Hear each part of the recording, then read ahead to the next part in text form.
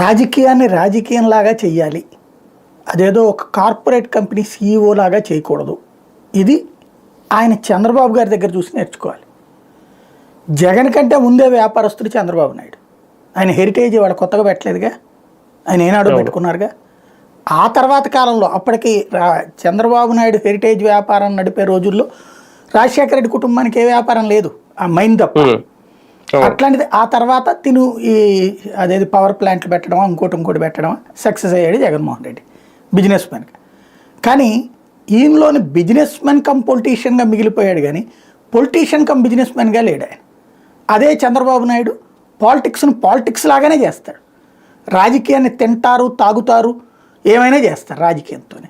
ఆయన 23 స్థానాలే వచ్చిన రోజున దారుణమైన పతనం కదా. ఆ రోజున సభని పారిపోలేదే. సరే ప్రతిపక్ష హోదా ఆటోమేటిక్గా వచ్చింది, అది 18 దాటి ఉంది కాబట్టి, ఇంకొకళ్ళు ఎవరు లేరు కాబట్టి. ఆయన సభకు వచ్చినప్పుడు వీళ్ళందరూ వెటకారం చేశారా లేదా?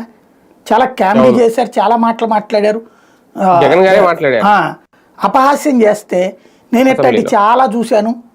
ఎన్నోసార్లు దెబ్బలు తిన్నాం, కింద పడుతుంటాం, పైకి లేస్తుంటాం, మళ్ళీ వస్తుంటామంటే ఇక జీవితంలో రాలేవు నువ్వు అని వీళ్ళు వెటకారం కూడా చేశారు.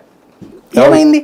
బేసిక్గా ఉన్నాడు ఆయన 3 ఏళ్ల పాటు ఉన్నాడు, 2.5 ఏళ్ల పాటు. 2.5 ఏళ్ళు, చివరి 2.5 ఏళ్ళే తను సభ నుంచి పక్కకి వెళ్ళిపోయింది. బట్ 2.5 ఏళ్ళు ఆయన సభలో ఉన్నాడు కదా, మాట్లాడాడు కదా.